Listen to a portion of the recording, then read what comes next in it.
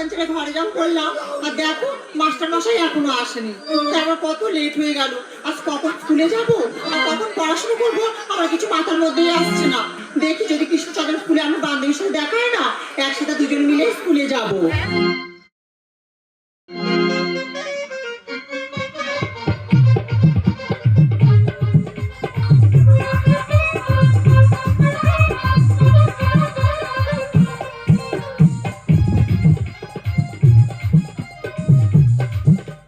নার্সারিতে শুরু আবার হাফ প্যান্টে ধরো। আরে পড়াশোনা কম খিচুড়ি ডিম হয়েছে দেখো শুরু। পড়াশোনা করে কি আছে লাভ, ডিগ্রির দাম নাই। চাকরিতে কি যোগ্যতা লাগে, তাই রিচার্জ মারতে হয়। তাই বলি চাইতে রক্ত দিতেই বল, যে বেটা মদ খায় না সেই দুর্বল। চাইতে রক্ত দিতেই বল, যে বেটা মদ খায় না সেই। নার্সারিতে শুরু আবার হাফ প্যান্টে শুরু। নার্সারিতে শুরু আবার হাফ প্যান্টে শুরু। পড়াশোনা কম কি করে দিন, পড়াশোনা করে কি আছে লাভ, ডিগ্রির দাম নাই। চাকরিতে কি যোগ্যতা লাগে, রিচার্জ মারতে হয়। চাইতে রক্ত দিতেই বল, যে বেটা মদ খায় না সেই দুর্বল। চাইতে রক্ত দিতেই বল, যে বেটা মদ খায় না সেই দুর্বল।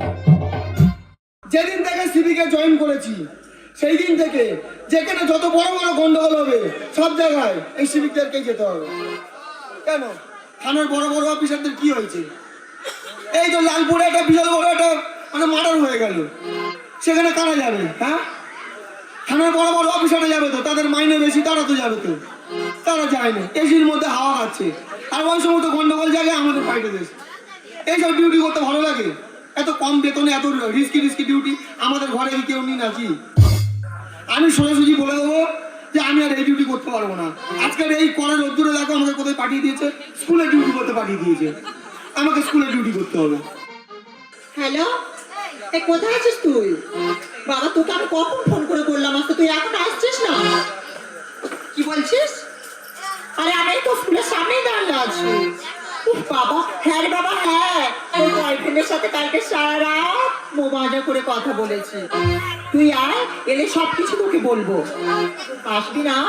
না না না না, আসবো না বললে হবে না কিন্তু। তুই স্কুলে আয়, দুজনে মিলে অনেক অনেক গল্প করবো। আচ্ছা শোন না রে, বলছি তুই ফোনটা রাখ, আমি তোর সাথে পরে কথা বলছি, ঠিক আছে? না রে, আমার শরীরটা কেমন করছে, তুই ফোনটা রাখ, আমি তোর সাথে পরেই কথা বলছি। ঠিক আছে রাখ। আরে আমার মাথাটা এরকম ঘুরছে কেন বলো তো? আমি যে চোখে কিছু দেখতে পাচ্ছি না, সমস্ত কেন ঘুরছে আমার? আমি চোখে কিছু দেখতে পাচ্ছি না কেন? ও মাই গড, আরে আরে আমি কিছু দেখতে পাচ্ছি না কেন? সব কিছু অন্ধকার হয়ে যাচ্ছে কেন? দেখি মেয়েটা হঠাৎ এরকম পড়ে গেল কেন, দেখি তো। আরে বোন, তুমি হঠাৎ এরকম পড়ে গেলে কেন, তোমার কি হয়েছে?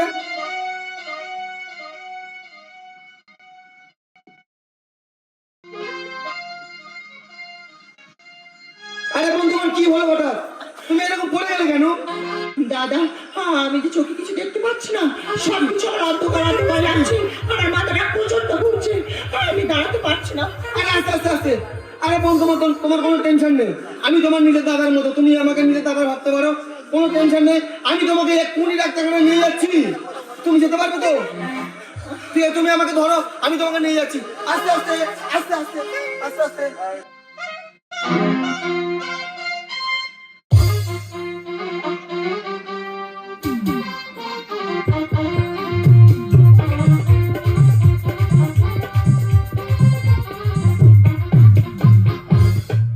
যদি জীবনটা শুরু হতো আবার নতুন করে, অনেক কিছুই আমি বদলে নিতাম আগের মতন করে। যদি জীবনটা শুরু হতো আবার নতুন করে, অনেক কিছুই আমি বদলে নিতাম আবার নতুন করে। যদি জীবনটা শুরু হতো আমার নতুন করে, অনেক কিছুই আমি বদলে নিতাম আমার নতুন করে। কি বলবো, আজকাল আমাদের গ্রামে এমন এমন রোগ সৃষ্টি হয়েছে যে রোগের ওষুধ আমাদের জানা নেই। আমার একটা বন্ধু এমবিবিএস পাস করেছে বছর 3 আগে। তাকে বললাম নতুন নতুন রোগের চিকিৎসার জন্য তোর কাছে তো অনেক নতুন নতুন বই আছে, তো সেগুলো একটু সাপ্লাই কর না আমাদের, তাহলে গ্রামের লোককে অন্তত চিকিৎসা করতে পারি। অজানা অজানা রোগ এসে হাজির হচ্ছে, আমরা তাদের ওষুধ জানি না। কি করবো, আমরা তো পায়খানা, মাথা যন্ত্রণা, জ্বর, বমি এইসব নিয়েই বেঁচে আছি। অনেক বড় বড় রোগ আমাদের এখানে হয়, কিন্তু তার ওষুধ আমাদের জানা নেই। সামান্য টুকুনি ওষুধ দিয়ে তাকে ছেড়ে দিয়ে অ্যান্টিবায়োটিক দিয়ে বাকিটা তুমি বুঝে নাও, মরলে মরলে বাজলে বাজলে। বন্ধুকে বলেছিলাম, বন্ধু একটু হেল্প করিস আমাকে, তাহলে গ্রামের লোককে অন্তত একটু পরিষেবা দিতে পারি। তুইও আসিস মাঝে মাঝে গ্রামের লোকের একটু পরিষেবা দিতে, কিন্তু না, সে মোটেই গ্রামে চিকিৎসা করতে প্রস্তুত নয়। যাই হোক, এখন ডাক্তারি করতে এমন একটা জায়গায় পৌঁছে গেছি, জায়গায় করতে করতে যে আমাদের এইটা ছাড়া আর কোনো পেশা জানা নেই যে সেটা করবো। আমরা বুঝতে পারছি আমরা ঠকাচ্ছি মানুষকে, তার উপযুক্ত মেডিসিন যেটা দরকার সেটা জানি না, সেটা দিতে পারছি না, তাও এটা আমাদের প্রফেশন, এটা নিয়েই চলছি, এইভাবে জীবন জীবিকা চালাচ্ছি, কিছু করার নেই। তো যাই হোক, বন্ধুকে আরেকবার ফোন করলে হয়, কেমন হয় জানি না, যদি কোনোদিন দেয় পাঠায় তাহলে নিশ্চয়ই আমি পরিষেবা আবার ভালো মতো দিতে পারবো। ডাক্তারবাবু, ডাক্তারবাবু প্লিজ একটু আসুন। কি হয়েছে ডাক্তারবাবু, হঠাৎ করে রাস্তায় চলতে চলতে হঠাৎ করে পড়ে গেছে ডাক্তারবাবু। এটা আপনার কে হয়? আমার বোন হয়। ও, আপনার বোন? হ্যাঁ। আচ্ছা, এর আগে এরকম কোনোদিন হয়েছে? না না, এইরকম কোনোদিন হয়নি, হঠাৎ করে চলতে চলতে পড়ে গেছে, কাইন্ডলি এরকম প্লিজ। আচ্ছা, বলছি আপনার এখন কেমন মনে হচ্ছে, শরীরটা কেমন কেমন লাগছে? আমি চোখে কিছু দেখতে পাচ্ছি না, আমার সবকিছু অন্ধকার লাগছে, আমার মাথাটা খুব প্রচন্ড ঘুরছে। আচ্ছা, একটু বসান, একটু বসান, একটু বসান, মাথাটা ঘুরছে তো, একটু বসান, একটু বসান।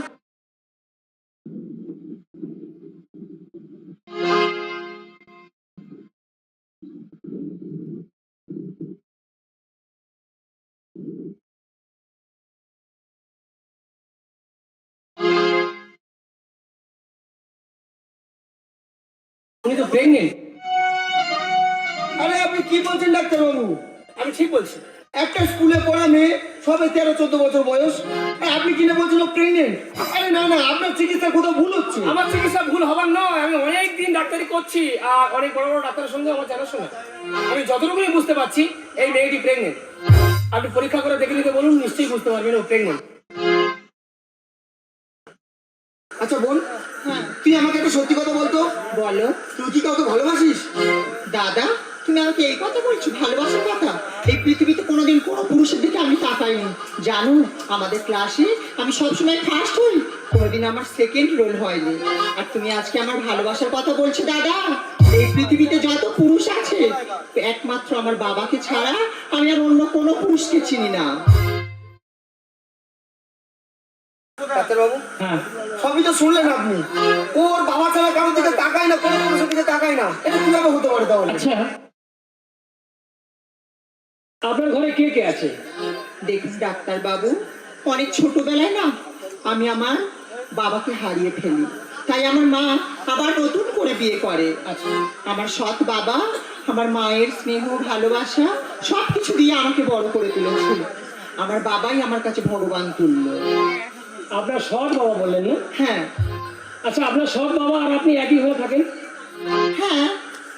আচ্ছা, আপনার রাত্রে খাবার কি? আমি তো রাতে দুধ খেয়ে ঘুমিয়ে পড়ি। দুধটা কে দেয়? আমার বাবা। দুধটা আপনার বাবা দেয় না? হ্যাঁ। আচ্ছা, সৎ বাবা দুধ দিয়ে ঘুমায়, বুঝতে পারছেন কোথায় বিষয়টা? আপনি এক কাজ করুন, ওকে বাড়িতে পাঠিয়ে দেন, আপনার সঙ্গে কিন্তু কথা আছে আমার কিছু।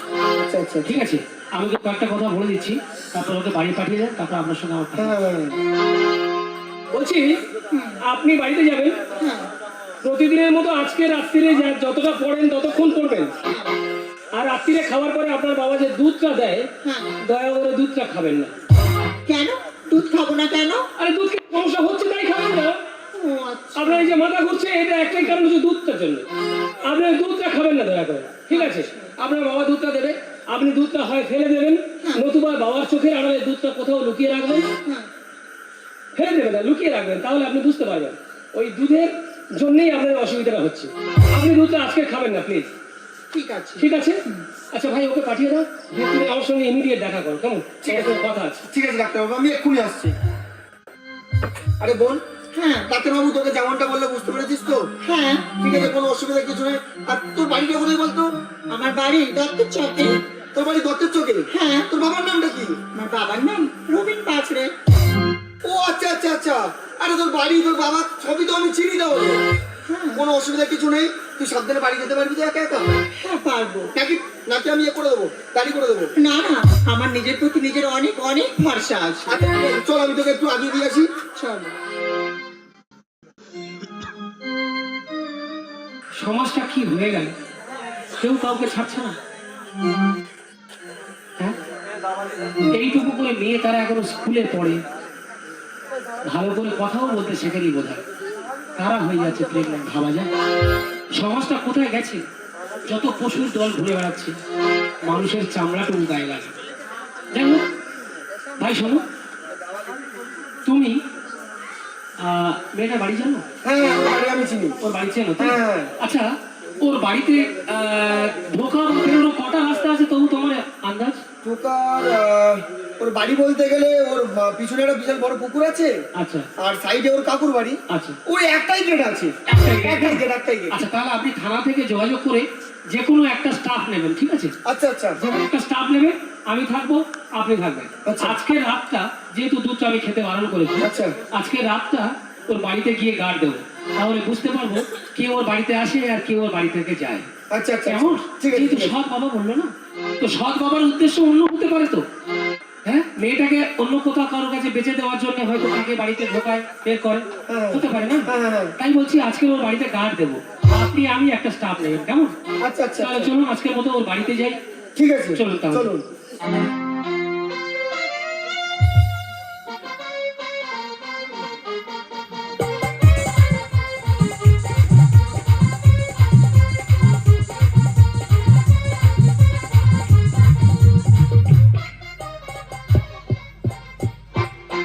বাবু, হ্যাঁ এই সেই বাড়িটা। এই বাড়ি না? হ্যাঁ এই বাড়িটাই। আচ্ছা, এই বাড়িতে থাকে তো মেয়েটা? হ্যাঁ, আর ওই যে দেখছেন গেটটা, হ্যাঁ। ওই ওই ওই একটাই গেট। একটাই দেখলেন? হ্যাঁ।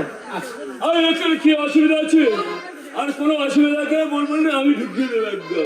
আরে আপনাকে ঢোকাতে হবে না, ঢোকানোর লোক অন্য আছে।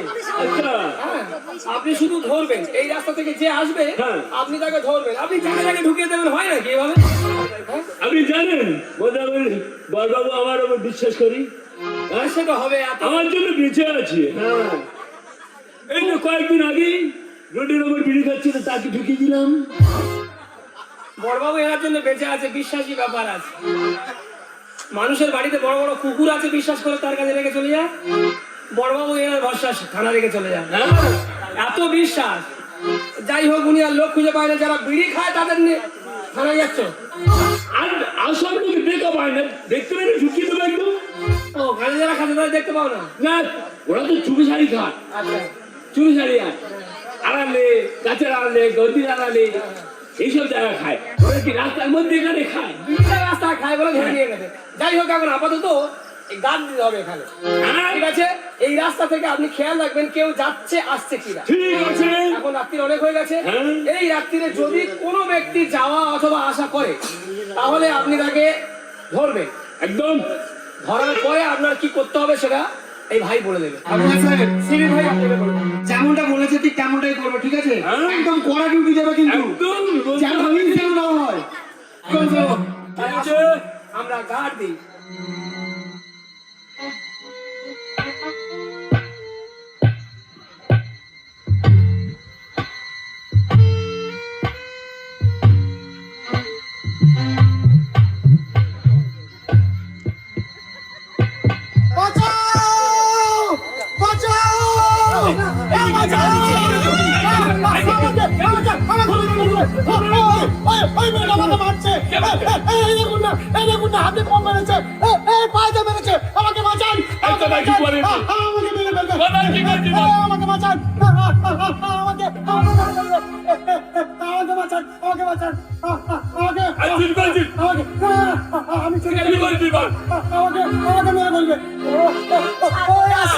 তুই শেষ করে দেবো শয়তান। তুই আমার জীবনটা শেষ করে দিয়েছিস। আমার জীবন তুই নরক বানিয়ে দিয়েছিস শয়তান। তোকে আমি শেষ করে দেবো শয়তান। আপনি এই ভদ্রলোককে এই শয়তান আমার বাবা। জীবনটা যে পুরো নরক বানিয়ে দিয়েছে। ভাবতে পারছেন বর্তমান সমাজে বাবাও তার মেয়েকে ছাড়ছে না। কি করছিস বল? স্কুলে পড়ছে, তার গর্ভে সন্তান তার বাবা। আমি কিছু করি ভাবতে পারা যায় এরা নরকের কীট। হ্যাঁ, কুকুর ছাগলও দিন থেকে লজ্জা পেয়ে যাবে। রাস্তার কুকুর আর কেউ ছাগল পোষে দেখবেন তারা অন্তত বাবা মা ভাই বোন কিছু চিনতে পারে। তারা দেখবেন যে যার বাচ্চা ঠিক তার কাছে গিয়ে দুধ খায়, মাকে চিনতে পারে। এরা চেনে না কাউকে, কারণ এরা নরপিশাচ। এরা যখন যেটা পায় সেটা খেয়ে নেয়। তাই এদের দেখে শুধু একটা কথা মনে হয়, সমাজে এদের দেখে কুকুর ছাগলেও লজ্জা পায়।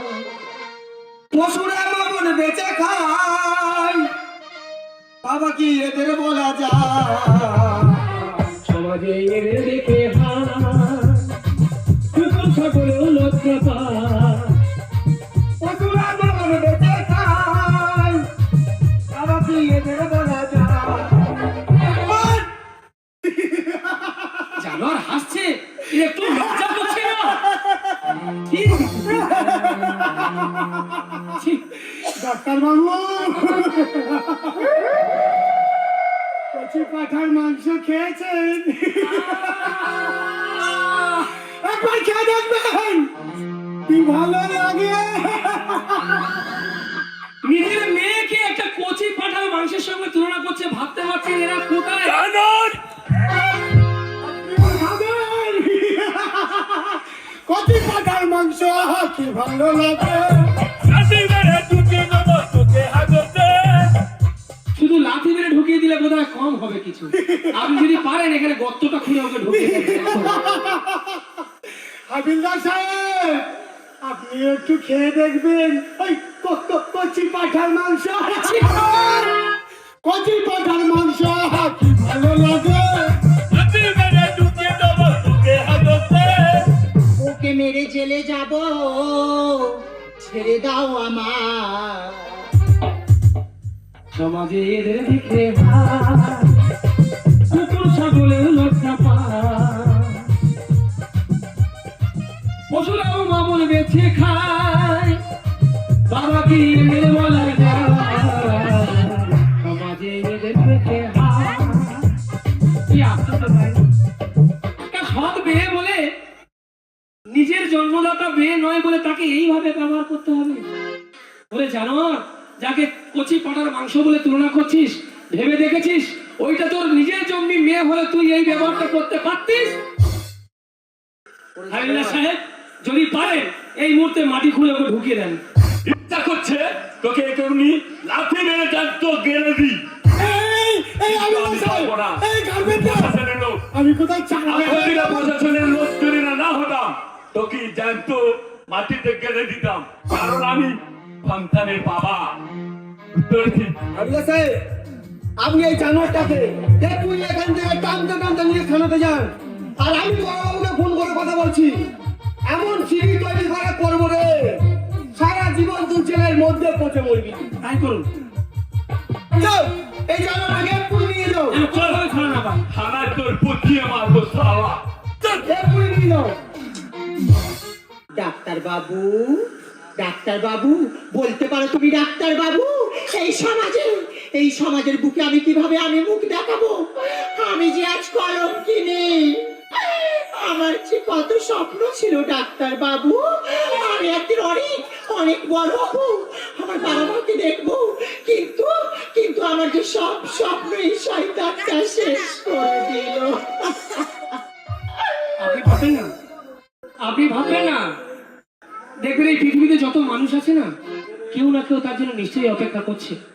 আপনার জন্য কেউ না কেউ নিশ্চয়ই অপেক্ষা করছে। আপনি অস্পৃশ্য নন, আপনার নিশ্চয়ই কেউ গ্রহণ করবে। দেখুন, আপনার অজান্তে আপনার ইজ্জত লুণ্ঠন হয়ে গেছে, আপনি বুঝতেও পারেননি। সেদিনকে বলেছিলাম না আপনাকে আপনি দুধটা খাবেন না, আসলে ওই দুধের সঙ্গে ঘুমের ওষুধ মেশানো থাকে। আপনি যখন দুধটা খেয়ে ঘুমিয়ে পড়েন, আপনার চৈতন্য থাকে না, তখন আপনার এই সৎ বাবা আপনার ওই সুযোগটাই নিয়েছিল, যার ফলে আপনার গর্ভে আজকের সন্তান। আমি সেই জন্য বলেছিলাম দুধটা খাবেন না। তিনটা প্রমাণ। কলঙ্কিত জীবন নিয়ে বাঁচতে চাই না। তোমায় করবো বিয়ে, চিন্তা করো না। ডাক্তার বাবু, হ্যাঁ, আপনি আমাকে বিয়ে করবেন বলছেন? এই সমাজ যে মেনে নেবে না, এটা করে কোনো মানুষ মানবে না। আপনি আমাকে মরতে দিন, আমি আমার জীবন শেষ করে দেব। আপনি ভুল করছেন। আপনার জীবন এভাবে সস্তা ভেবে নেবেন না। একটা নারী জীবন সহজ নয়। তাহলে কলঙ্কিত জীবন নিয়ে বাঁচতে চাই না। আমি তোমায় করবো বিয়ে, চিন্তা করো না। আসলে বিষয় কি জানো তো, নারী জীবন সস্তা নয়। তারা অনেক নারী পুরুষ জন্ম দেয়, মাতৃসত্তা তাদের মধ্যে বিরাজ করে। জানো তো, আমাদের চেম্বারে অনেক মা আসে যারা সন্তান সম্ভবা হতে চান কিন্তু হতে পারেন না। আমরা বিভিন্ন বড় বড় ডাক্তারের কাছে পাঠাই, বিভিন্ন হসপিটালে পাঠাই, স্পেশালিস্ট ডাক্তারের কাছে পাঠাই। সেখানে গিয়েও যখন না হয়, বিভিন্ন মন্দিরে তারা মাথা করি একটা বাচ্চার জন্য। আর আমরা যখন কোনো স্ত্রীর গর্ভে, কোনো মায়ের গর্ভে বাচ্চা, সেই বাচ্চারা কিভাবে সুস্থ থাকে, সবল থাকে, তার জন্য আমরা বিভিন্ন দামি দামি ওষুধ দিই, বাচ্চারা যাতে ভালোভাবে এই পৃথিবীতে বসবাস করতে পারে এবং পৃথিবীতে সুন্দরভাবে সে বড় হতে পারে। তাই ওই বাচ্চাটা আপনার গর্ভে এসছে, ওই বাচ্চাটা মারার ক্ষমতা আমাদের নেই। আমাদের দায়িত্ব হচ্ছে ওই বাচ্চাটাকে বড় করা, যাতে পৃথিবীতে এসে ভালো একটা মানুষ তৈরি হতে পারে। তাই আপনার যত কিছু দায়িত্ব আমি আজ নেওয়ার অঙ্গীকার করলাম। বাবু, সত্যি সত্যি আজকে আপনি অনেক মহান একটা কাজ করলেন, কিন্তু আপনি কথাটা সত্যি আরেকবার ভেবে বলুন। সত্যি আপনি কথাটা বললেন তো, ভেবে বললেন তো? আরে বাবা, আমি কথাটা ভেবেই বলেছি। আমি অনেক ভেবে কথা বলেছি।